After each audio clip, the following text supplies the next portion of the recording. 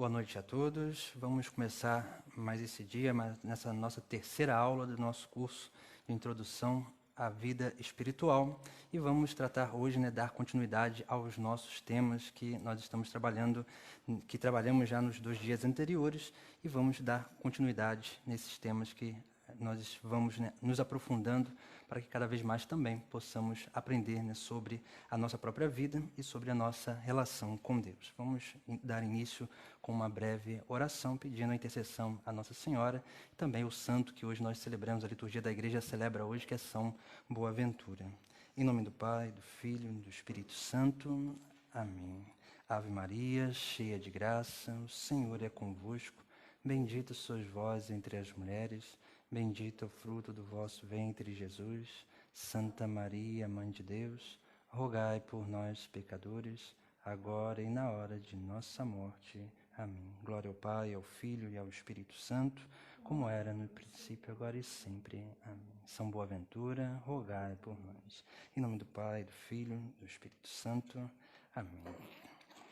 Hoje nós vamos tratar de alguns fundamentos e princípios da vida espiritual, como nós já estamos tratando de algumas coisas, e lembrando, só para que a gente possa fazer uma ponte com aquilo que nós estávamos falando na última aula, falávamos sobre as 3 vias, e depois, claro, o tempo foi se esgotando, não deu para a gente gerar uma conclusão diante dessas 3 vias, que elas vão como que se manifestando e funcionando simultaneamente na nossa vida, e em determinados momentos da nossa vida, essas 3 vias elas vão ficando mais pontuais. De vez em quando a via purificativa, outro momento a via iluminativa, e em outro momento a via unitiva, e nós vamos experimentando a graça de Deus através dessas manifestações, tanto daquilo que é a nossa própria vida espiritual, e dessas etapas que o próprio Deus vai nos propondo caminhar e crescer também e amadurecer na nossa espiritualidade. E é claro que esse caminho que nós vamos seguindo diante dessas 3 vias, eles têm como que uma grande intenção, que é nos fazer sempre ir diante de Deus para aumentar a nossa união com Deus.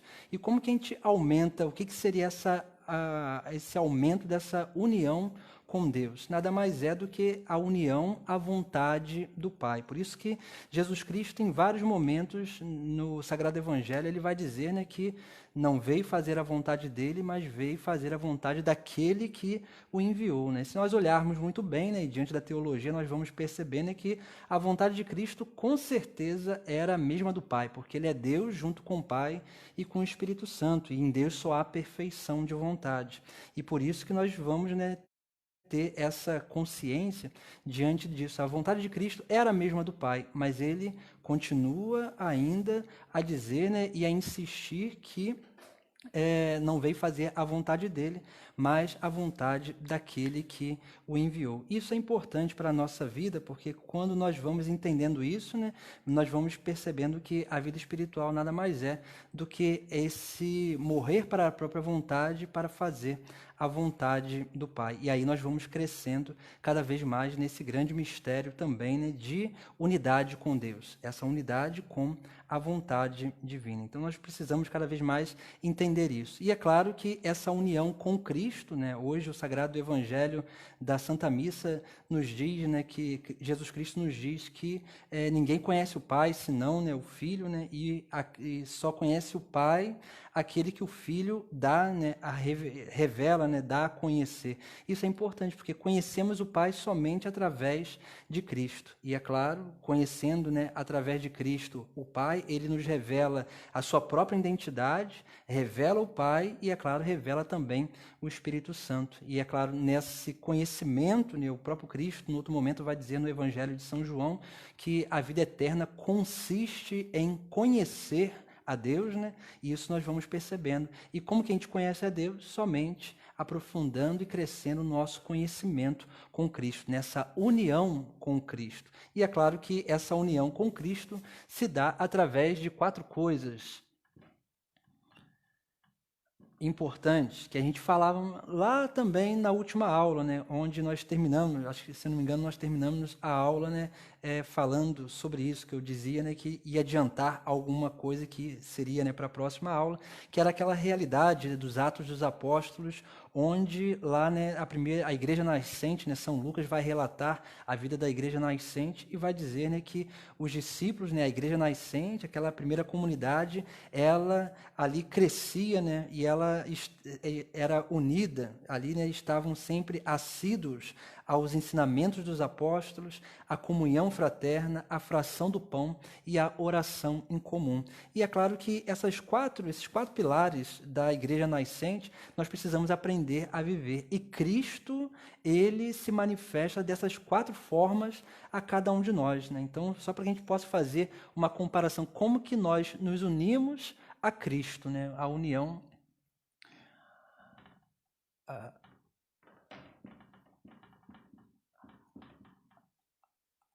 a Cristo. Primeiro,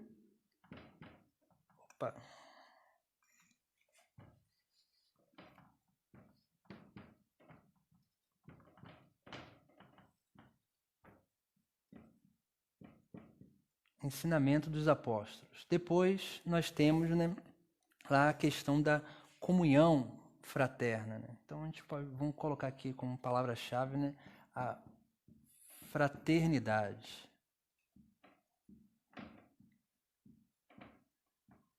A fraternidade. Depois, a fração do pão.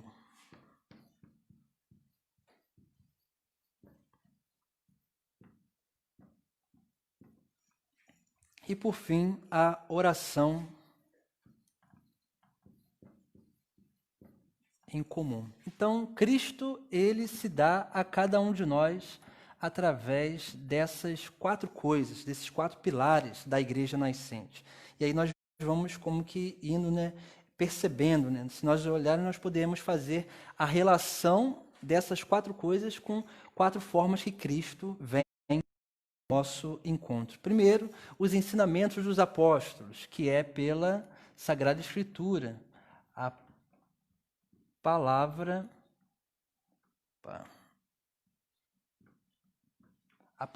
de Deus. Então é importante, né, sermos capazes de meditar mais a palavra de Deus. Por isso que Cristo é a palavra viva. Então, assim, essa Sagrada Escritura, né, como nós aprendemos, e a Constituição dogmática, né, Dei Verbum vai também falar muito sobre isso, né, sobre a palavra que é o próprio Cristo, né. Depois também, né, num sínodo que houve há pouco tempo atrás, né, da palavra também vai dizer, né, que a palavra, toda a Sagrada Escritura é Cristo também, e nós podemos dizer, né, que o Antigo Testamento é Cristo prefigurado, né, são aquelas imagens cristológicas que vão sendo manifestadas ali no Antigo Testamento, e o Novo Testamento é Cristo realizado, né? Por isso que quando nós cantamos lá, né, no tão sublime sacramento, né, o antigo deu ao novo seu lugar. Não é que o antigo saiu para que o novo entrasse, o Novo Testamento entrasse.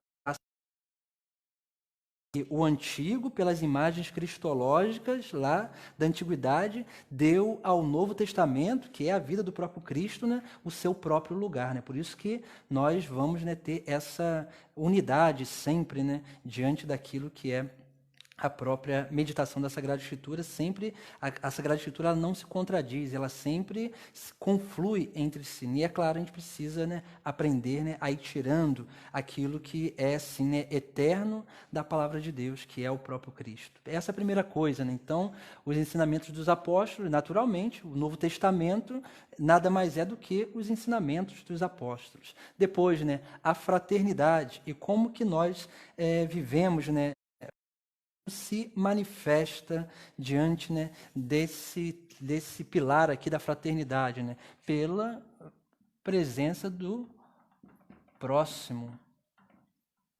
E o próprio Cristo diz, né, em vários momentos, né, se fizerdes a um desses meus pequeninos, é a mim mesmo que está fazendo. Quem recebe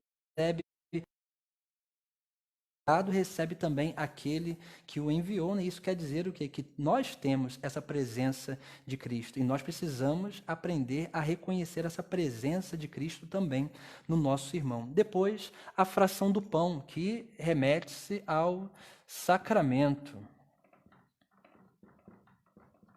que são esses sinais sagrados de Cristo, nesses meios, né, pelo qual nós temos essa união maior, né, com o próprio Cristo, e principalmente, né, o sacramento da Eucaristia, né, Cristo que é a presença real que se dá a cada um de nós. E depois, né, a oração, né, nós temos aí também, né, relacionado à igreja, e principalmente, né, a igreja por quê? Né? Porque a igreja, como corpo místico de Cristo, a liturgia da igreja é a grande manifestação da oração.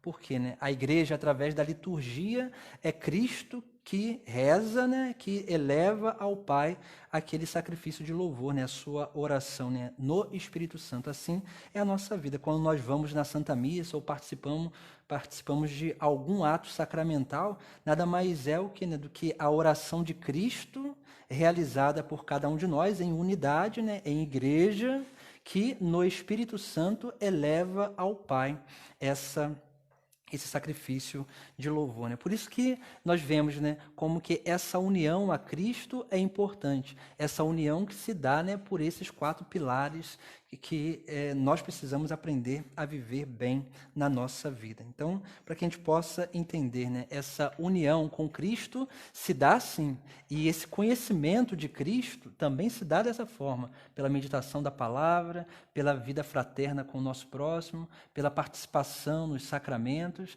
pela vida em igreja. Então, esses 4 pilares são importantíssimos para a nossa vida. Depois, né, a forma de unir a vontade do Pai. E, é claro, a Sagrada Escritura, ela traz algumas coisas também importantes que nos ajudam a meditar, né? E nós vamos ver, né, a união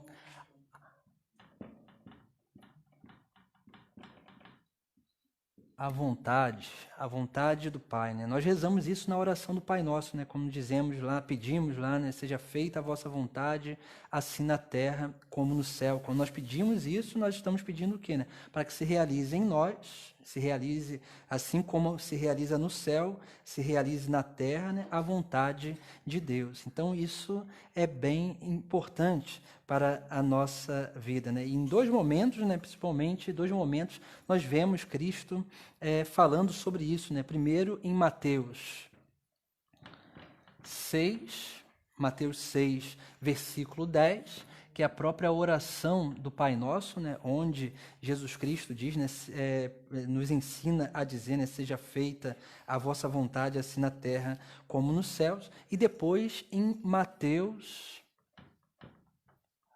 7, 21, que diz assim, né? Mateus 7, 21. Nem todo aquele que me diz Senhor, Senhor, entrará no reino dos céus, mas só aquele que põe em prática a vontade do meu Pai que está no céu. Então, isso é importante para que a gente possa entender também, né? Nem todo aquele que diz Senhor, Senhor, entrará no reino dos céus, mas só aquele que pratica a vontade do Pai. Então, é essencial isso. Cristo nos ensina isso. E no Sermão da Montanha, né, como nós vemos nessas 2 passagens do Sermão da Montanha, o próprio Cristo ele vai nos chamar a essa atenção. E 3 coisas são importantes para essa união à vontade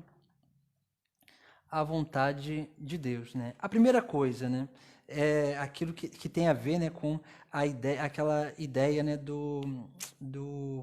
das faculdades da alma, mas também, né, da forma de amar a Deus, né, de todo o coração, de todo o entendimento e de toda a força. Mas, se nós olharmos muito bem, né, nós vamos perceber, né, Cristo, ele nos chama, né, em todo o Sagrado Evangelho a uma conversão em 3 áreas diferentes da nossa vida, né? Primeiro, uma conversão de pensamento ou mentalidade. Vamos botar aqui pensamento.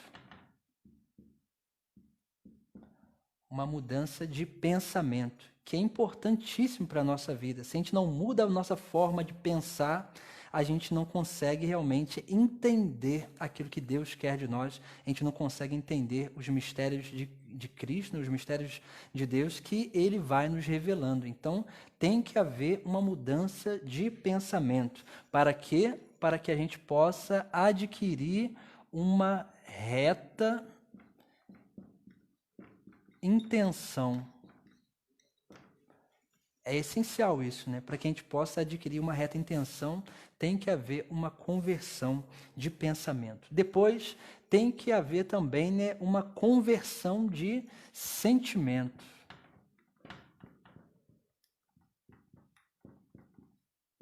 Uma conversão de sentimento. Que, naturalmente, né, para que a gente possa adquirir o grande, né, a gente pode dizer, essa grande virtude de Cristo, né, de ter um coração compassivo, né, e isso nós precisamos alcançar, né, a compaixão, que é essa capacidade, né, de tocar, né, a vida do nosso próximo e permitir também com que o nosso próximo toque a nossa vida. Depois, a gente precisa de uma outra conversão, que é a conversão de ideal. Essa conversão de ideal é essencial para a nossa vida. Por quê? Né? Porque ideal é o quê? Ideal é meta. E quando nós realmente, né, mudamos a nossa meta e vamos, né, cada vez mais também tendo em vista aquilo que é a própria pregação de Cristo, né, que é o reino dos céus, então a nossa meta ela muda, ela deixa de ser, a nossa meta ela deixa de ser coisas dessa terra para ser aquilo que é o eterno, né? Deixa de ser coisas passageiras para se tornar, né, coisas eternas, que é o reino dos céus. Então, isso é importante a gente ter essa capacidade. Então, nós temos aí, né, para a união à vontade de Deus, à vontade do Pai, nós precisamos dessas três conversões: a conversão de pensamento, a conversão de sentimento e a conversão de ideal. Então, isso é importante para a nossa vida, né? A meta, nós precisamos, né, de uma conversão de metas e também de uma conversão, né, daquilo que é, né, a forma de praticar, né, o meio, né, esse caminho para alcançarmos, sim, né, essa união à vontade do Pai. Se olharmos no Sagrado Evangelho, Cristo ele vai nos direcionar a isso, né? Vai nos direcionar a esse grande mistério aqui dessa conversão, né, interior. Então, para que a gente possa, né, ter essa consciência primeiro, né, dessa união que nós precisamos adquirir em Deus. Então, para que a gente possa adquirir essa união em Deus, é muito necessário que a gente busque, né, cada vez mais também viver, né, alguns fundamentos essenciais para a nossa vida cristã, né, e, é claro, para a nossa intimidade com Deus. Então, nós vamos elencar, né, três fundamentos importantes. Três fundamentos importantes, né, que são os fundamentos, né, da espiritualidade cristã. Então, podemos dizer, né, que fundamentos da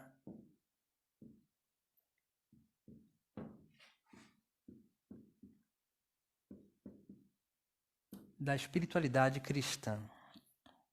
Nós temos três pontos importantíssimos na espiritualidade cristã, né, que até a teologia, né, transformou em cadeiras, né, ali, né, de ensinos, né, que é a cristologia, a escatologia e a eclesiologia. Então, nós temos esses três pontos importantes, né? O primeiro, a cristologia.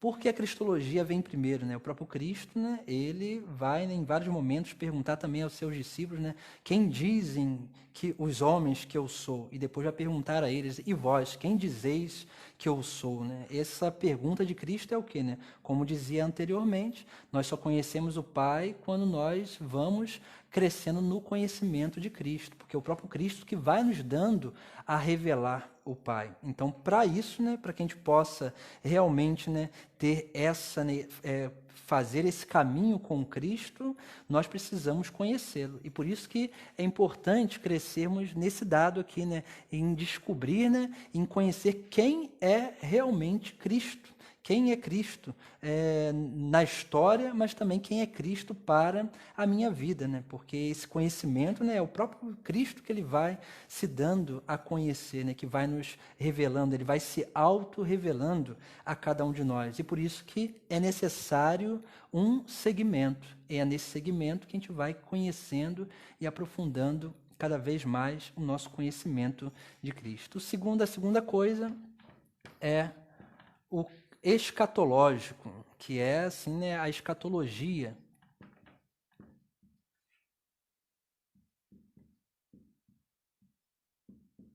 A escatologia. O que é escatologia? Né? A palavra escatologia vem, de um termo grego, né, que quer dizer, né, estudo das coisas últimas. E o que quer dizer isso? Né? Estudar as coisas últimas é o quê? O fim último de tudo. E o fim último, né, nosso nada mais é do que o reino dos céus. E isso tem a ver com a pregação de Jesus Cristo. Se nós olharmos lá no final do Evangelho, antes de Jesus Cristo sofrer a sua paixão, ali, né, no Evangelho de Mateus, né, vai ter ali vários sermões escatológicos, onde Cristo vai falando das coisas últimas, do julgamento, do juízo final, e depois ele sofre a sua paixão. Por isso que é importante, né, a escatologia nos chama a atenção sobre isso, sobre o reino dos céus, sobre a meta final. Se lembra lá, né, como dizia, essa mudança, essa conversão de ideal, que é assim, né, não mais um ideal material, um ideal passageiro, mas sim um ideal eterno, né, que é aquilo que nós precisamos alcançar, que é o reino dos céus. Então é essencial termos em vista também, né, a escatologia, que é o estudo dessas coisas últimas. Depois também, né, nós temos aí, né, a terceira cadeira teológica, que é essencial também, né, para a espiritualidade cristã, que é a eclesiologia. A eclesiologia, né? Cristo, ele funda a igreja, né? E ele diz, né, a Pedro, né, tu és Pedro, e sobre esta pedra edificarei a minha igreja. Então, Cristo, ele quis uma igreja e, naturalmente, né, ele quis essa igreja para anunciar, né, para gerar unidade no mundo. E é claro que também, né, se nós olharmos muito bem, nós vamos percebendo que essas três cadeiras teológicas que nós precisamos ir aprofundando na nossa vida, né, também vai nos chamando como que a um crescimento, né, na nossa própria identidade de cristãos. Por quê? Né? Quanto mais nós conhecemos a Cristo, mais nós nos tornamos outros Cristos, que todo batizado é um outro Cristo. Depois, né, quanto mais nós vamos vivendo e crescendo nessa capacidade, né, de ter como ideal o reino dos céus, mais nós vamos conseguindo viver uma vida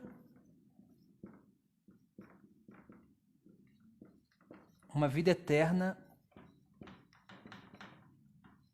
começada aqui nessa terra, porque na verdade nós temos isso, uma vida sobrenatural, e essa vida sobrenatural é essencial para a nossa é essencial nós tomarmos consciência, porque nós não vamos viver essa vida eterna lá no futuro, vamos viver plenamente ela no futuro, mas ela já começa agora, principalmente, né, diante da nossa liturgia, diante daquilo que é a nossa experiência com Deus, onde o próprio Deus, ele faz o quê? Né? Ele vem a essa terra, e quando Deus vem à terra, ele traz o céu à terra e já nos faz, né, participantes dessa glória celeste, dessa glória futura. Né? Então, a própria liturgia, ela nos remete a isso. Né? Se nós olharmos muito bem, a liturgia, ela nos insere no eterno, né?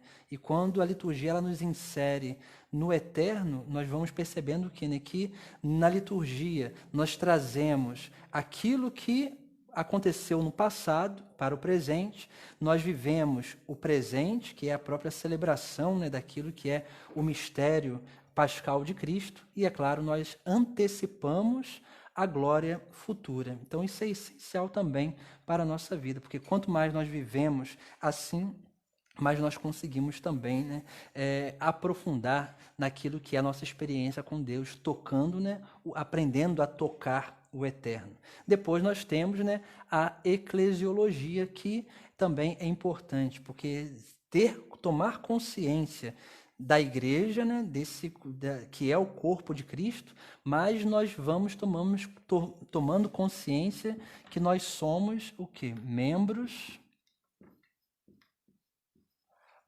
desse corpo. Então é essencial isso para a nossa vida também, né? Quando nós tomamos consciência que somos membros desse corpo, nós conseguimos muito mais também na nossa vida, né, corresponder a esse grande mistério de Deus, que é sim, né, essa unidade que ele propõe a cada um de nós. Então, para que a gente possa ter, né, isso assim, foi um apanhado, né, um pouco rápido, nós vamos colocar algumas coisas que são próprias dessas cadeiras teológicas que nos chamam a atenção e que nos ajudam, né, a aprofundar cada vez mais na nossa vida, na nossa vivência com o próprio Deus. Então, para que a gente possa, né, começar, né, esse dado cristológico, né, em Cristo nós alcançamos o quê? Nós alcançamos porque quanto mais nós conhecemos a Cristo, quanto mais nós tomamos consciência que nós somos outros Cristos, mais nós vamos tomando consciência que nós precisamos de conversão. Então, essa é a primeira coisa que acontece na nossa vida. O encontro pessoal com Cristo nos leva, nos insere numa vida de conversão. Isso por quê? Né? Porque Cristo, ele é aquele, nós fomos criados à imagem e semelhança, né, de Deus. E, como dizia, né, há algumas semanas atrás, e também como Cristo São Paulo diz isso na carta aos Colossenses, Cristo é a imagem do Deus invisível, né? Então, se Cristo é a imagem do Deus invisível, nós fomos criados à imagem e semelhança de Cristo. Quando Cristo Jesus veio a essa terra, ele veio nos revelar o quê? Né? Aquilo que é o ideal de perfeição da humanidade. E é claro, né, nós, com o nosso pecado, né, nós temos essas transgressões. E quando nós contemplamos a vida de Cristo, nós vemos o ideal de perfeição. Quando nós vamos aderindo a esse ideal de perfeição, naturalmente nós vamos percebendo que nós precisamos de conversão. E essa conversão ela vai acontecendo gradativo na nossa vida, de tempo em tempo, como dizia na última aula, né? Aquele processo de purificação, iluminação e união. É isso, né? Quanto mais vamos conhecendo a Cristo, mais vai acontecendo essa conversão. Por isso que quando nós não temos atitude de conversão, quando isso aqui não acontece na nossa vida, isso é um mau sinal. É sinal que nós não estamos conhecendo o Cristo verdadeiro, o Jesus, Filho de Deus. Como São Pedro mesmo vai dizer, né? É o Filho, o Messias, o Filho de Deus vivo. Então, isso é essencial para que a gente possa ter consciência daquilo que nós somos chamados a viver em Deus. Depois, né, em Cristo, né, através da cristologia, nós aprendemos 3 coisas importantes, que é o quê? A primeira é que nós somos filhos de Deus, porque é o próprio Cristo que nos ensina a chamar a Deus de Pai. Então, nós recebemos de Cristo a filiação, como a teologia vai dizer, né? A filiação adotiva, né? Nós nos tornamos filhos adotivos de Deus, mas em Cristo, olha só, né? Em Cristo, nós somos verdadeiros filhos de Deus. Igual lá, né? Quando Jesus Cristo ensina os seus discípulos a chamar a Deus de Pai, né? Ensina a oração do Pai Nosso, né? E é interessante, né? Quando Jesus Cristo ensina essa oração, é interessante que quando ele vai ali ensinando aos seus discípulos, porque é um desejo dos seus discípulos aprender a rezar, e Jesus Cristo ensina essa oração a eles. Jesus Cristo ali está revelando a eles, é claro que eles ainda não entendem, né? A igreja ela vai entender isso posteriormente, e é claro, e até a igreja ela vai, né, ter uma predileção, né, e vai colocar a oração do Pai Nosso, principalmente dentro, né, das celebrações sacramentais, né, por quê? Né, porque é uma oração, né, que ali, né, é a oração do Filho ao Pai do céu, mas é interessante, né, quando nós rezamos a oração do Pai Nosso, como nós somos outros Cristos, o Pai escuta, né, digamos, podemos dizer assim, o Pai escuta a voz do seu Filho Jesus, aliás, as palavras do seu Filho Jesus, através da nossa voz. Isso é um grande mistério. Por isso que nós vamos percebendo, né, como que esse mistério da filiação adotiva ela vai se realizando em nós, e nós precisamos disso, né, de conversão. Quando nós vamos acolhendo, né, essa filiação, tomando consciência dessa filiação que nós somos filhos de Deus, o que vai acontecendo na nossa vida é aquilo que nós chamamos de identificação ou transformação. Transformação em Cristo, né? Nós vamos nos tornando mais parecidos com Cristo. Por isso que quando nós olhamos, né, às vezes, isso é algo espiritual, né? Por exemplo, quando nós temos um santo de devoção. Quando nós temos um santo de devoção, nós somos atraídos àquele santo de devoção, não pelo santo por aquilo que ele fez, mas por aquilo que Deus realizou nele e por um mistério de Cristo que naquela pessoa nos atrai. E aí nós vamos nos sentimos atraídos àquele santo de devoção. Assim nós vamos percebendo, né? Também, né, quando nós, por exemplo, né, somos lideranças, né, quando nós estamos à frente, as pessoas nos seguem por quê? Nos seguem porque a gente é bonito, porque fala bem, não é por conta disso. É porque em nós se manifesta o mistério de Cristo e que se dá através disso, né, dessa transformação em Cristo. Isso é um grande mistério que nós não vamos entender nessa terra, mas precisamos tomar consciência de que na nossa vida acontece isso, né? A partir da filiação adotiva, que se dá pelo batismo sacramental, nós vamos sendo, durante a nossa vida, transformados em Cristo. E é claro, né, vamos nos sendo transformados em perfeitos filhos de Deus. Depois, né, é claro que a partir dessa transformação em Cristo, que acontece, né, por essa conversão, vai acontecendo na nossa vida duas coisas essenciais, que são basicamente a mesma, né, mas nós usamos, né, esses dois termos que vão nos alertar, né, e vão também, né, vão nos ajudar, né, a compreender melhor isso, né, que é a libertação e salvação. Essas duas coisas acontecem, né? Por quê? Né? Porque quanto mais nós reconhecemos essa filiação, que somos filhos de Deus, quanto mais nós vamos nos transformando em Cristo, mais nós vamos purificando a nossa vida, os nossos pecados, os nossos vícios, nós vamos, né, reordenando o nosso interior, né, para alcançarmos a perfeição que o próprio Cristo nos pede, né, ser perfeito como o vosso Pai do céu é perfeito. Essa é a libertação, né? A libertação do homem velho, a libertação daquilo que não somos nós, que muitas vezes nós achamos que somos, mas na verdade não, nós estamos, não somos, nós fomos criados perfeitos. O pecado, ele nos desordenou, mas Cristo vem ao nosso encontro para quê? Né? Para restaurar aquilo que é perfeito em nós. E aí vai acontecendo essa libertação.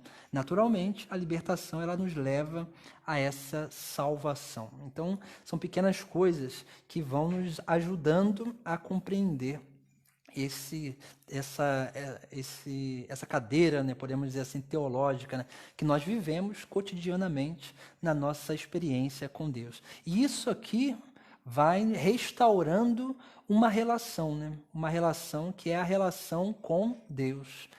Essa relação, depois, né, se der tempo, a gente vai falar um pouco, né, sobre as relações. A relação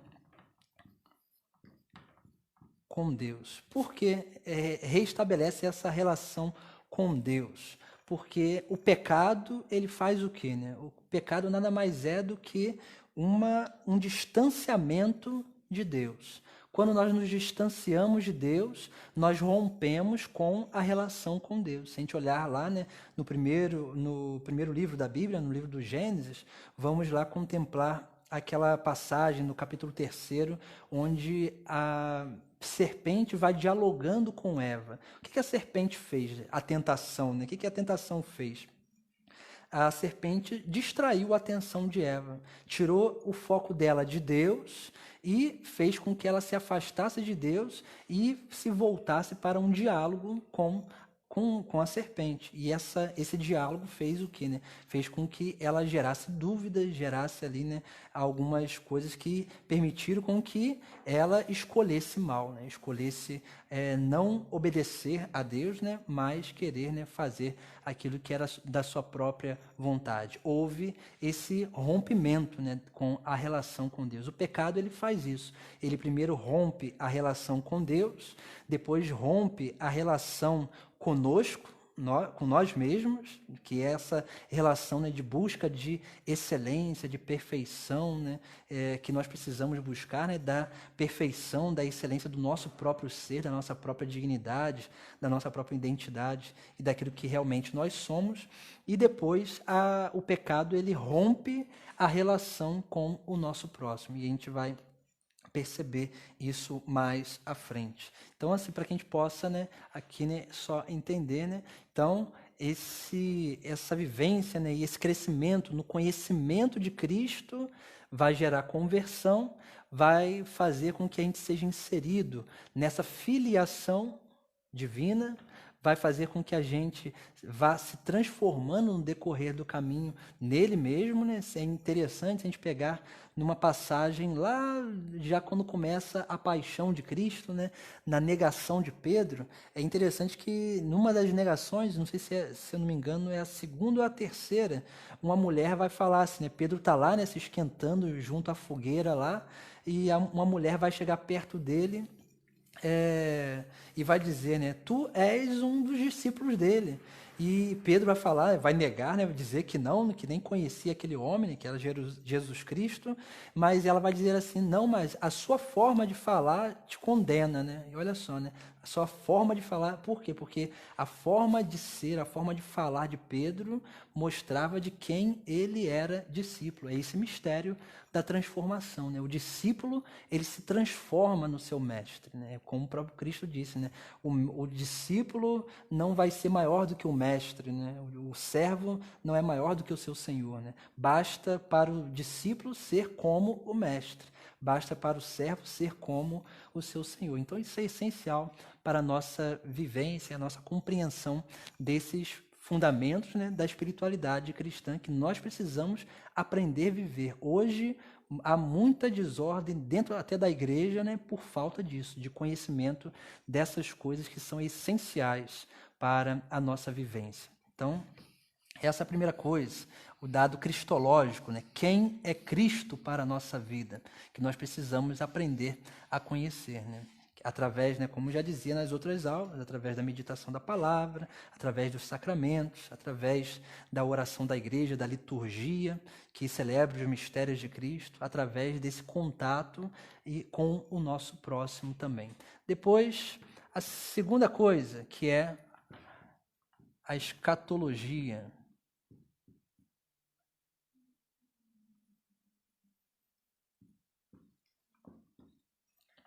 A escatologia, ela vai nos chamar, né, a atenção sobre três coisas também essenciais que nós precisamos ter, né, como foco da nossa vida, né, como meta, né, como dizia lá, né, que tem a ver com a questão do reino dos céus.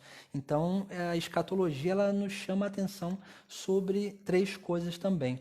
E como dizia, né, como a escatologia, ela nos leva, né, olhar para a meta, para esse ideal, né, que é o reino dos céus, naturalmente ela nos chama a atenção também aquilo que nós precisamos fazer nessa terra, no caminho, no segmento de Cristo, para alcançar a essa meta também, né? Por isso que a escatologia, ela nos chama a questão da santidade.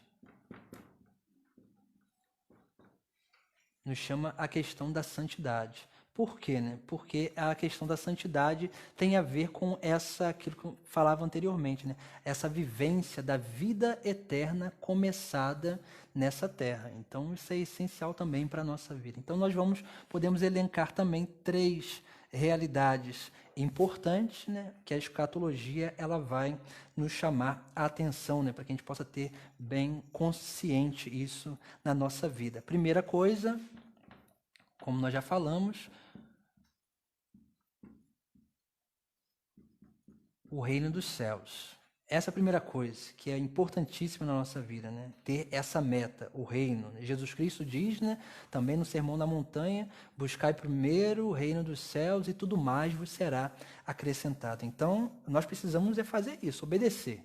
Buscar primeiro o reino dos céus. E o resto vai acontecendo em acréscimo na nossa vida. Porque se a gente tem meta, se a gente tem ideal, naturalmente, né, o próprio Nietzsche, né, vai dizer, né, lá, né, o filósofo lá, né, que fala que Deus morreu, né, e é interessante se a gente olhar a obra de Nietzsche, a gente vai perceber ali também que quando ele fala que Deus morreu, na verdade ele não tá dizendo que Deus morreu assim, né, eliminando a existência de Deus, né? Ele não está fazendo isso, né? Ele está nada mais, nada menos do que constatando uma vivência de uma sociedade, né? Que vivia como se Deus tivesse morrido, como se Deus não mais tivesse existido. E ele vai falar uma frase muito interessante. Ele vai dizer assim, né? Quem tem um porquê supera qualquer para quê. Então, isso é essencial na nossa vida, né? Se a gente tem uma meta, se a gente tem um porquê, por exemplo, quando a gente começa uma faculdade, né? Qual é a meta, né? A meta é terminar a faculdade para depois exercer a profissão. E é isso que nos motiva. E a gente se sacrifica, a gente faz muita coisa, perde noite de sono, faz muitos sacrifícios para alcançar, né, a nossa meta. Né? E isso deve estar, né, no nosso coração também para com o reino dos céus. Né? A gente não busca algo que é passageiro, a gente busca algo que é eterno, algo que nós precisamos perseverar nessa vida para alcançar, que o próprio Deus nos dá a graça de já, né, viver, né, no nosso presente. Né? Por isso que a primeira coisa é isso. O reino dos céus, a meta. Depois, a escatologia, ela nos chama a atenção sobre uma coisa também muito importante, uma segunda coisa importante, que nós somos peregrinos. Peregrinos. Isso aqui é essencial, né, na nossa vida também, por quê? Né? Tem uma carta de Diogneto, um escrito lá dos primeiros séculos da era cristã, que lá, né, um autor anônimo, né, ele vai dizer, né, vai escrever essa carta a esse tal Diogneto, explicando quem eram os cristãos, né?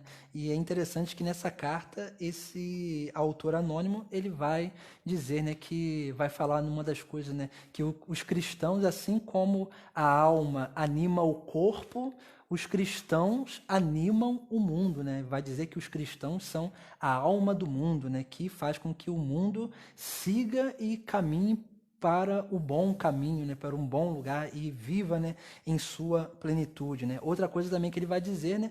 Ele vai dizer a seguinte coisa, né? Os cristãos estão nesse mundo, mas não são desse mundo. Por quê? Né? Porque eles estão peregrinos nessa terra, né? E é aquilo que a igreja vai nos ensinar, né? Que nós aqui nessa terra somos uma igreja militante, uma igreja que peregrina, uma igreja que caminha para um dia alcançar, né, a igreja triunfante no céu, né? O reino dos céus.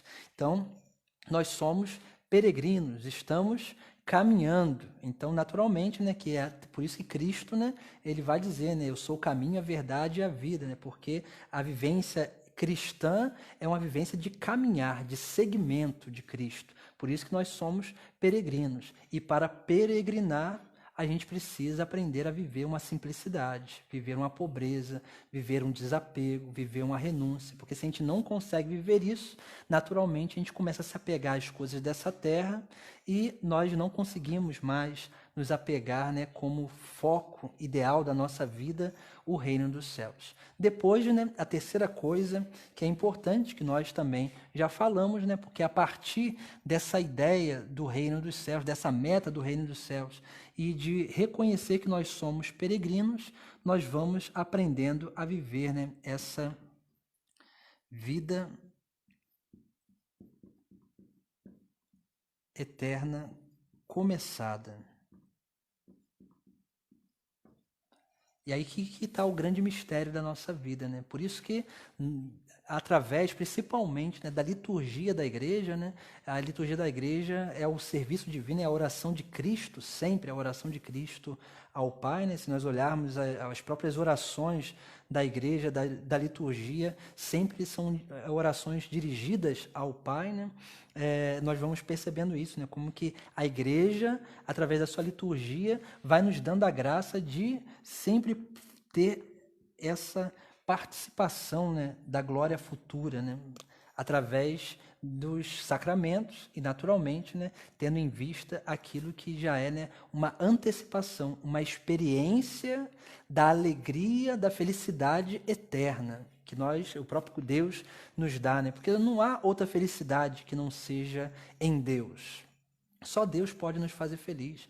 E no céu nós alcançaremos a felicidade eterna, a bem-aventurança, né? Como o próprio Cristo, no Sermão da Montanha, vai dizer, né? Bem-aventurados os pobres em espírito, porque deles é o reino dos céus. Então, Cristo vai falar 9 bem-aventuranças, 9 causas de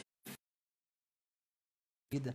E aqui nós vamos percebendo, né, quando nós vamos tendo em vista, como meta, o reino dos céus, consciência de que somos peregrinos e precisamos nos desapegar desse mundo, das coisas materiais, para alcançar o reino dos céus, nós já começamos a viver essa vida eterna começada. É claro, não é pecado nenhum ter coisas, mas nós precisamos não nos apegar a essas coisas, porque o apego às coisas materiais vai como que é como uma ferrugem que vai corroendo a nossa capacidade de desejar o que é eterno, aquilo que é espiritual, né? Aquilo que nós não conseguimos tocar, né, com os nossos sentidos, mas só com os sentidos espirituais, né, da nossa alma. Então, são coisas importantes. E isso aqui, essa capacidade de viver isso aqui, restabelece a relação com si mesmo, conosco, né? Essa relação com si. Então, isso é importante também para a nossa vida, por quê? Né? Porque quando nós temos em vista o reino dos céus, nós estamos tendo em vista o fim último da vida de todo ser humano, o fim último da nossa vida. Saímos de Deus e voltamos para Deus, né? Como Santo Agostinho dizia, né? Inquieta está, né, o nosso coração, a nossa alma, enquanto não repousa em Deus, porque dele nós saímos, para ele nós tendemos a voltar. A nossa vida, ela está inclinada a isso, né? Por isso que todo mundo que vem a essa terra morre. Morre por quê? Porque ela vem passar um período de tempo terreno para caminhar para a eternidade, né? Eu gosto de usar o exemplo, né, da faculdade lá, né? Assim como nós vamos lá, né, quando nós queremos exercer uma profissão, nós vamos lá, fazemos uma faculdade, vamos lá, estudamos, né? Para quê? Né? Para que no final daquele curso, um pedaço de papel vai dizer que a gente está apto a exercer uma profissão, né? Por quê? Porque a gente fez as provas, a gente foi adquirindo, né, as aprovações necessárias para que a gente pudesse, né, um dia exercer uma profissão. Então, isso é importante para a nossa vida. Por quê? Né? Porque nessa vida também, que é assim, né, uma escola de discipulado cristão, né, de Cristo, um discipulado de seguimento de Cristo. Nós estamos nessa escola, a vida é uma escola onde nós precisamos aprender já nessa terra aquilo que nós vamos exercer na vida eterna. Por isso que é importante isso aqui que a gente está falando, né? Porque vai nos ajudando, né, viver uma vida, ter essa consciência de uma vida eterna começada, e a liturgia da igreja que nos proporciona isso, a liturgia que nos proporciona de forma mais, né, palpável, podemos dizer assim, né? É claro que as experiências espirituais também, que o próprio Deus nos concede, também nos permite a viver isso, mas principalmente através da liturgia da igreja nós vivemos essa vida eterna começada. Nós já começamos a exercer nessa terra aquilo que um dia vamos, né, exercer no céu, né? Por isso que em outro momento, né, se eu não me engano, são os saduceus, né, vão até Jesus Cristo, né, e faziam um questionamento. Nós líamos isso há algumas semanas atrás aí, né, na liturgia da missa, né? E esses saduceus vão perguntar, vão dar um exemplo, né, de uma mulher que casou com os 7 irmãos, e esses 7 irmãos morreram, não deixaram descendência, depois a mulher morreu, e os saduceus, né, que não criam mais na ressurreição, né, eles não criam nos anjos, não criam mais nada nisso, né, corromperam, né, a sua doutrina, né, a doutrina antiga, a lei, e eles vão perguntar, né, a Jesus Cristo, né, e na eternidade? E na ressurreição? Ela vai ser esposa de quem? Mulher de quem? Aí Jesus Cristo ele fala uma coisa muito interessante. Ele vai dizer assim, né?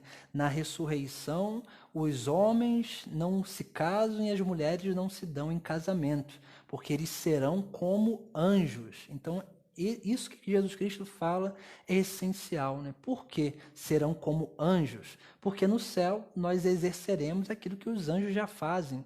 E o que os anjos fazem no céu? A primeira coisa, os anjos adoram a Deus.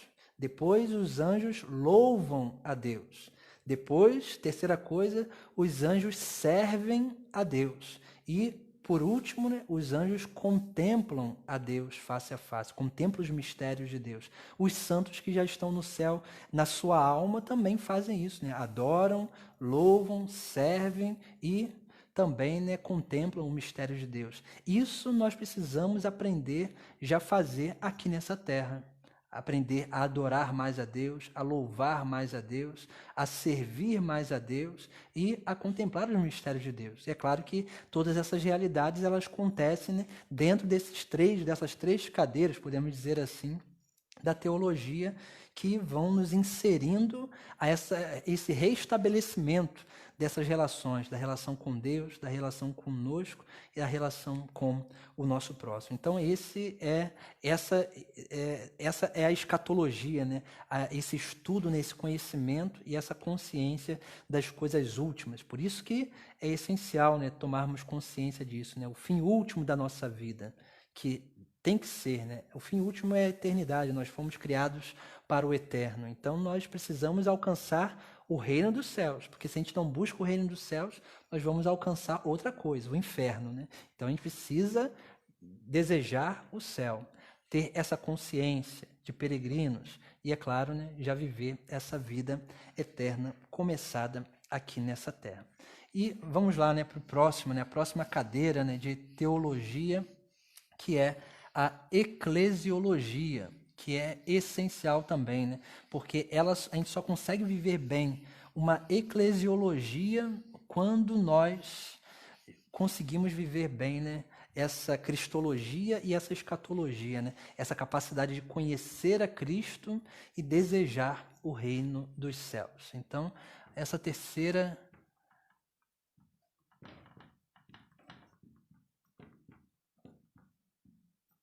a eclesiologia, né? Eclesiologia, né, também do grego, né, é o estudo sobre a eclésia, a igreja, a assembleia, a reunião, né, dos discípulos de Cristo, do corpo místico de Cristo, como o próprio São Paulo vai dizer. E também, né, na eclesiologia, nós precisamos tomar consciência de que, né, assim como lá, né, na cristologia, nós vamos crescendo numa conversão, e na escatologia nós vamos crescendo também numa capacidade de santificação, porque nós vamos aderindo ao reino do céu, desapegando das coisas terrenas para se apegar mais ao eterno. Na eclesiologia vai se plenificando aquilo que é, né, o dom da salvação. Por isso que a teologia, né, teologia eclesiológica vai nos ensinar que a igreja é sacramento de salvação, né? Mas como assim a igreja é sacramento de salvação? Porque sacramentos são sinais, sensitivos da presença divina, né? Sinais sensitivos, visíveis, podemos dizer assim, né? Sinais perceptíveis pelos nossos sentidos de realidades invisíveis. Os sacramentos são isso. Naturalmente, a igreja é isso também, né? A igreja é esse sinal visível, esse sinal sensitivo de uma realidade invisível, que é o próprio Deus. Por isso que São Paulo vai dizer que a igreja é o corpo místico de Cristo, né? E isso é essencial para a nossa vida. Por isso que na igreja nós alcançamos a salvação. Por que nós alcançamos a salvação pela igreja? Por causa desses pontinhos que a gente vai colocar aqui hoje, né? Porque só na igreja nós conseguimos viver a unidade. Aonde não tem unidade, a igreja não está presente. Aonde a igreja não está presente, o corpo místico de Cristo não está presente. Onde o corpo místico de Cristo não está presente, Cristo não está presente. Então isso é essencial para a nossa vida, compreendermos. Por isso que a igreja é unidade. E nós precisamos aprender a prezar por isso. No Sagrado Evangelho de São João, Jesus Cristo vai dizer aos seus discípulos, né?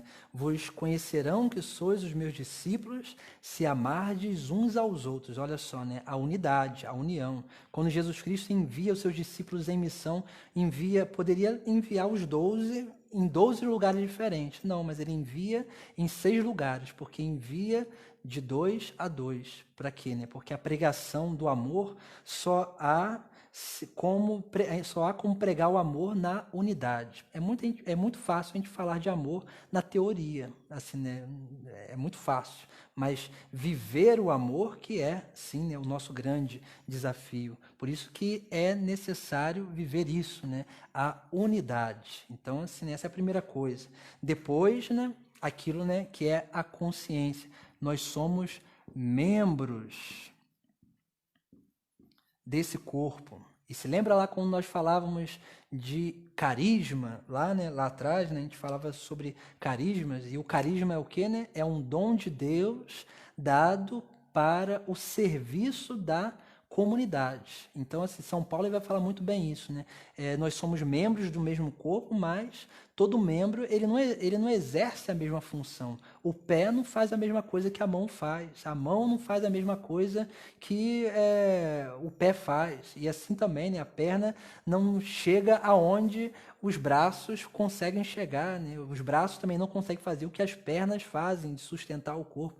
E assim também os órgãos, e assim também as outras partes do nosso corpo. Então, assim, isso quer dizer o quê, né? Que como nós somos membros de um corpo, nós precisamos entender o quê, né? Que eu tenho um dom, assim como o meu próximo tem um dom, e nós precisamos, né, nessa consciência de unidade, tomar essa consciência de unidade para que a gente possa entender que a nossa vida ela só tem sentido quando nós conseguimos realmente, né, viver unidos. E é claro, nessa vivência de unidade é que a gente consegue servir o nosso próximo e permitir com que o nosso próximo sirva a cada um de nós. A gente pode dar o exemplo do quebra-cabeça, né? O quebra-cabeça, se a gente olhar lá, né, o quebra-cabeça, a gente vai ver lá aquelas pecinhas, né? Cada uma daquelas pecinhas tem o seu lugar. Às vezes as pecinhas elas até se parecem, às vezes se parecem muito, mas quando você encaixa ela ali, às vezes ela não forma o desenho. Por quê? Porque aquele não é o lugar dela. Ela até parece com aquilo ali, mas não é o lugar dela ali. Assim também, a igreja é como se fosse esse quebra-cabeça, onde cada pecinha, os fiéis, cada um tem o seu lugar próprio. E por isso que nós não podemos omitir, né, e enterrar os nossos dons e os nossos talentos. Porque quando Deus suscita um dom, um talento a alguém, é para o serviço da comunidade. Quando Deus dá um carisma a alguém, isso é porque alguém na comunidade necessita daquele carisma. Então isso é essencial para a nossa vida. Todos nós temos o nosso próprio lugar. O problema é quando nós olhamos o nosso irmão, né, que tem aquele dom, né, lá, né, que às vezes coloca ele, dá uma certa visibilidade a ele, né? E nós queremos o dom do nosso irmão. Nós queremos fazer aquilo que o nosso irmão faz. E não é assim que funciona a igreja. Todos nós somos membros. E, é claro, podemos até fazer ali, né? Podemos até fazer melhor ou pior do que o nosso irmão aquela coisa. Mas igual a gente nunca vai fazer. Ninguém vai fazer igual a nós o que nós fazemos. Por quê? Né? Porque nós temos o nosso próprio lugar, nós temos a nossa própria essência e, naturalmente, nós temos, sim, né, aquilo que é nosso próprio para contribuir para o crescimento e a edificação da igreja, a edificação do nosso próximo, do nosso irmão. Por isso que essa consciência de sermos membros, que nós não somos iguais e precisamos tomar consciência que eu estou para a felicidade do meu irmão, a felicidade do meu próximo, eu estou para ali contribuir, né, para que o meu irmão também persevere na sua caminhada. Quanto mais eu me reconheço membro do corpo místico de Cristo, mas eu também, né, consigo fazer com que os outros membros sejam edificados através da minha vida. E é isso que a gente precisa também, né, aprender, né, diante daquilo que é os nossos dons, as nossas aptidões, né? E a terceira coisa, né, que a igreja nos dá é aquilo que todo ser humano procura, que é segurança. Segurança. Por quê, né? Segurança, né? Todos nós vivemos assim, né? Vivemos buscando seguranças, né? Tranquilidades. Todos nós buscamos isso. E olha só o que Jesus Cristo deu à igreja, né? Jesus Cristo, quando funda a igreja, vai dizer lá, né, a Pedro, né? Feliz és tu, Simão, filho de Jonas, porque não foi a carne nem o sangue que te revelou isso, mas foi meu Pai que está nos céus. Por isso eu te digo, tu és Pedro, e sobre esta pedra edificarei a minha igreja, é o pronome possessivo aí. E as forças do inferno não poderão vencê-la. Eu te darei as chaves do reino dos céus. Tudo o que ligares na terra será ligado nos céus. Tudo que desligares na terra será desligado nos céus. Em seguida, recomendou aos seus discípulos que não dissessem ninguém isso, que ele era o Cristo. E olha só que Jesus Cristo dá, né, o poder, né, à sua igreja, o poder a Pedro, né, ao Santo Padre, o Papa. Por isso que é importante a obediência à igreja. Porque quanto mais nós somos obedientes à igreja, mais a nossa salvação está guardada, né? São Francisco, uma vez, né, dizia ao seu irmão lá, né? De vez em quando eu repito isso, né, mas é bom para ilustrar. Quando eles começaram lá, né, os irmãos se juntarem, né, para viver aquela pobreza, né, eles queriam viver, né, o evangelho numa radicalidade, e o que lá, né, todo mundo, algumas pessoas, né, estavam, né, achando aquela forma de vida estranha, né, porque eles nunca tinham visto aquilo ainda. Então eles começaram, né, a chamar, né, ali Francisco, seus irmãos, né, ali, né, de hereges, né, porque estavam vivendo algo que, assim, né, era impossível, ou então estavam pregando algo que não era possível viver, né, e que era errado, né, assim, na concepção deles, né, na vivência, né, que eles estavam interpretando o Sagrado Evangelho de uma forma equivocada, de uma forma errada, né. E aí, né, um irmão lá, né, vai dizer a São Francisco, né, Francisco, vamos viver a nossa vida, vamos fazer aquilo que a gente quer fazer e vamos deixar a igreja de lado, né. A gente vê aí tanta coisa errada acontecendo na igreja, e São Francisco, ele vai dizer uma coisa muito interessante. Ele vai dizer assim, né, eu prefiro errar com a igreja do que acertar sozinho, né? Isso quer dizer o quê, né? Porque a obediência à igreja nos garante a salvação. Porque Cristo deu à igreja, a Pedro, ao Papa, né? Papa quer dizer isso, né? Pedro, apóstolo, príncipe dos apóstolos, né? Então, Cristo deu à igreja o poder, né, de ligar e desligar, né, no céu e na terra. E disse, né, deu poder, né, dizendo que as portas do inferno nunca prevaleceriam, não ia prevalecer sobre a igreja. Então, isso é essencial para a nossa vida, né? A gente pode fazer o que for de errado nessa vida, a gente pode tentar acabar com a igreja, mas a igreja nunca vai acabar. Uma, porque é conduzida pelo Espírito Santo. Outra, porque é instituição de Cristo. Foi o próprio Filho de Deus que instituiu e quis a igreja. E outra, por ser o corpo místico de Cristo, é o próprio Cristo no Espírito Santo que conduz a igreja. Então a gente não pode ter medo de erros dentro da igreja, porque nós somos humanos. Alguns erros podem até acontecer, mas se a gente olhar na história da igreja, os erros que aconteceram dentro da igreja pela humanidade desordenada dos homens nunca assim, né, mudaram a doutrina de Cristo, nunca corromperam, né, a espiritualidade. E a gente se vê, né, como que Deus sempre no decorrer do tempo suscitou muitos santos dentro da igreja para corrigir o pecado e corrigir as transgressões dos homens, né? Então a gente vê, né, que realmente é Deus que conduz a igreja. Por isso que é um sacramento de salvação.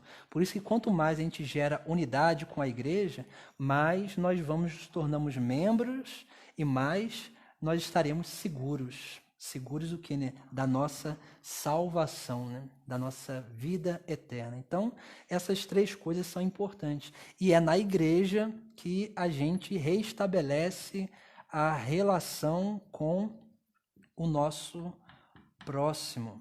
Lá, né? Que é o que, né? Essa vida fraterna, a vida fraterna na igreja. Então, essas coisas são bem importantes para a nossa vida e são essenciais para que assim a gente possa aprender, né, a ser melhores cristãos e, é claro, né, nunca deixar aquilo que é essencial para uma boa vivência de uma espiritualidade, né? Como dizia, né, o conhecimento de Cristo, a nossa meta, né, a escatologia, né, a nossa meta que é o reino dos céus e, é claro, né, a vivência em igreja, que é essencial para a nossa perseverança, para a nossa segurança, para a nossa salvação. E é interessante, né, nós vamos relacionar, né, essas três cadeiras, né, podemos dizer assim, essas três cadeiras da teologia, elas são relacionáveis com as virtudes teologais. Essas três cadeiras, a cristologia,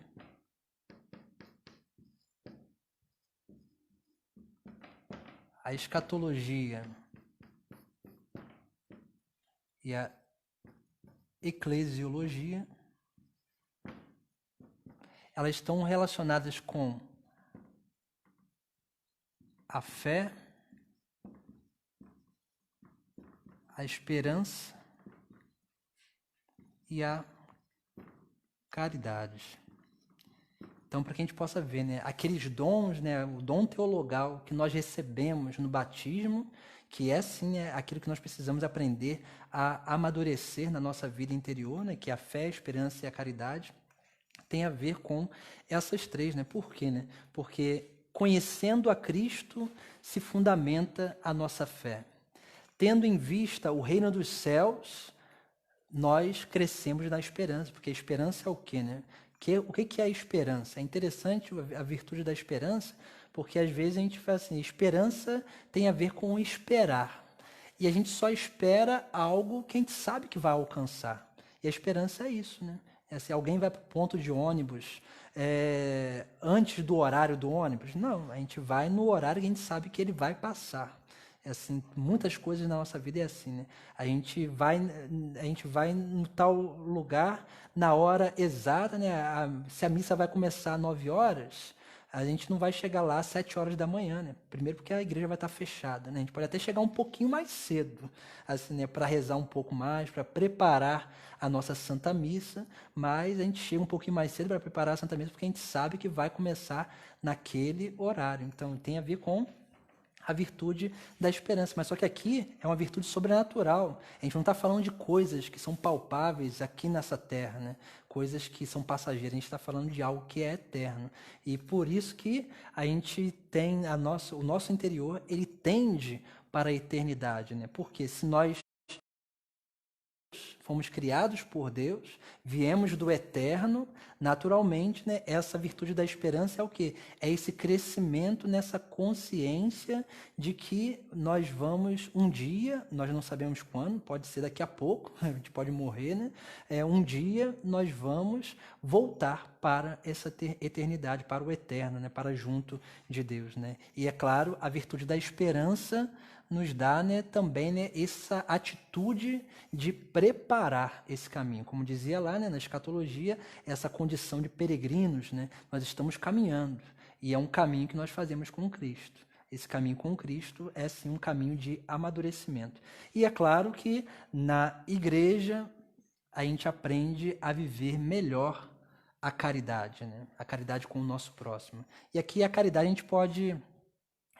o termo, né, que a gente poderia usar seria amor, conseguem viver, né, o mandamento do amor, e naturalmente esse mandamento do amor ele tem 3 faces. O mandamento do amor, né, o amor ele se manifesta de 3 formas diferentes, né. A caridade, né, que é essa capacidade da gente servir o nosso próximo, né, com toda a bondade do nosso coração e da nossa intenção. E depois também nós temos a misericórdia e o perdão. Essas são as 3 faces, né, do amor, né, que nós aprendemos a viver aonde, né? Somente na igreja, na vivência à igreja. Porque tudo isso aqui, a misericórdia, a caridade, o perdão, a gente depende do nosso próximo. Ninguém consegue viver isso aqui sozinho.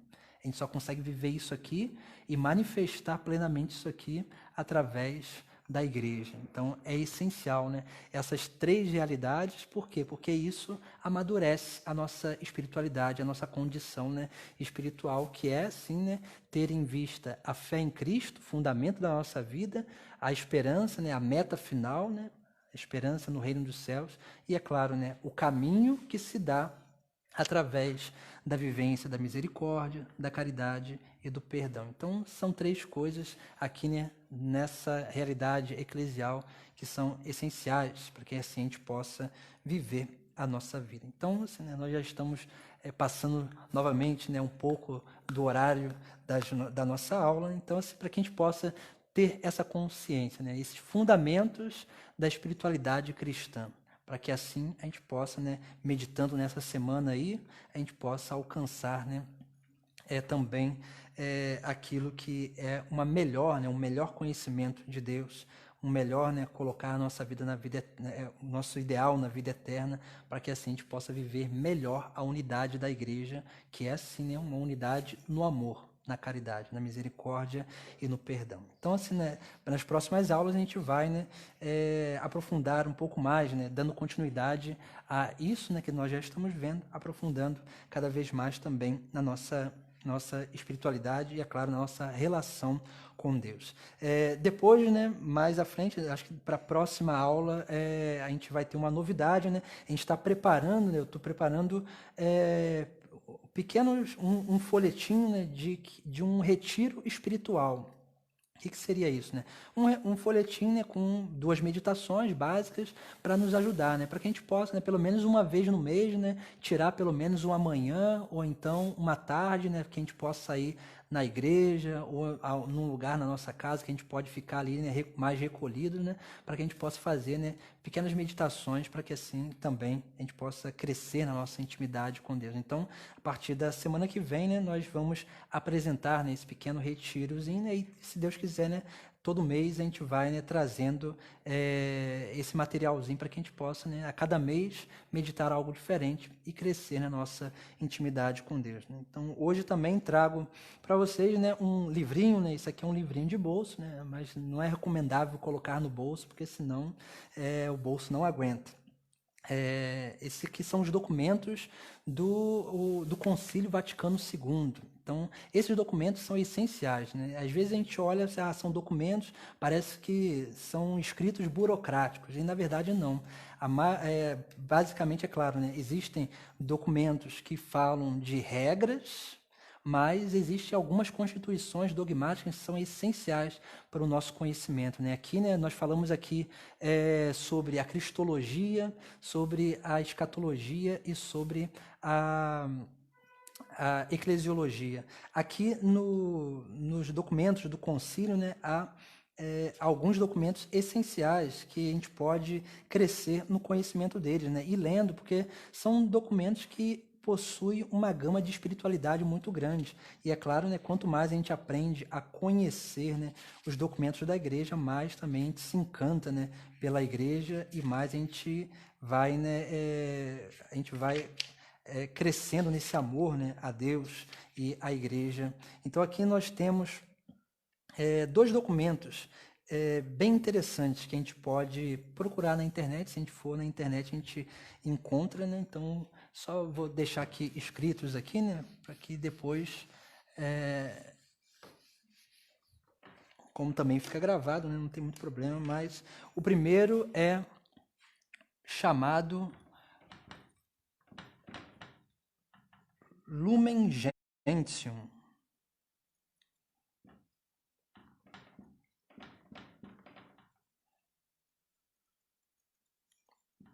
Escrevi certo aqui, né? E o segundo é Gaudium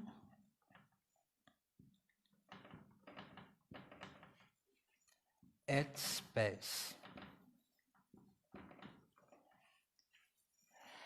Lumen Gentium é um documento que fala muito sobre a igreja, mas só que a Lumen Gentium ela traz uma gama muito teológica, né, e espiritual muito grande sobre essas coisas que nós falamos, principalmente, né, a cristologia, fala muito sobre a eclesiologia, a própria escatologia, né, a vocação de todo homem à santidade. Então, vale muito a pena a gente ler esse documento, Lumen Gentium, do Concílio Vaticano II. E a Gaudium et Spes, né, fala da esperança. A esperança, né, da igreja, né, da alegria, a alegria e esperança, né, da igreja no mundo, né. Então, assim, né, aquilo que é a nossa própria, a vocação da igreja nesse mundo, né, que é, assim, né, ser esse sinal de alegria e esperança. Então, esses dois documentos, né, são bem interessantes, né, que a gente pode achar aí na internet. Se a gente for no site também do Vaticano, a gente consegue encontrar, né? Então, assim, são documentos que a gente pode, né, devagarinho, é claro que são extensos, mas a gente pode devagarinho ir lendo e aprofundando, né? Como semana passada a gente trouxe, né, o catecismo, né? Aqui, né, tem os documentos do Vaticano II. Aqui também, né, tem a Sacrosanto Concilium, né, que fala da liturgia, né? O primeiro documento que foi lançado no Vaticano II, no concílio, né, que fala sobre a liturgia também, um documento belíssimo que fala da espiritualidade da liturgia também, que vale muito a pena a gente ler. Aqui está aqui. Outro também que é muito importante, né, que citei no início, geralmente no início das nossas Bíblias, né, principalmente essas edições mais novas, né, vem com a Constituição Dogmática Dei Verbum, que fala sobre a revelação divina, que fala sobre a palavra de Deus. Então, são pequenos documentos, né, que a gente pode ir crescendo e aprofundando, né, no nosso conhecimento, que nos ajuda muito a entender, né, quem somos nós e quem é e o que é, né, e quem é a Igreja de Cristo, né? Então, são coisas que são essenciais para a nossa vida. Então, a gente termina a nossa aula aqui, né? Vamos fazer, né, uma breve oração, né, invocando a Nossa Senhora que possa acalmar, né, o nosso coração e nos auxiliar, né, também a ir meditando, né, no nosso coração tudo aquilo que nós escutamos e, é claro, né, para que possamos também colocar em prática. Ave Maria, cheia de graça, o Senhor é convosco. Bendito sois vós entre as mulheres, bendito o fruto do vosso ventre, Jesus. Santa Maria, Mãe de Deus, rogai por nós, pecadores, agora e na hora de nossa morte. Amém. O Senhor esteja convosco, Ele está no meio de nós. Pela intercessão da Virgem Maria, dos santos anjos e São Boaventura, abençoe-vos Deus Todo-Poderoso, Pai, o Filho e o Espírito Santo. Amém. Ide em paz e que o Senhor vos acompanhe. Graças a Deus.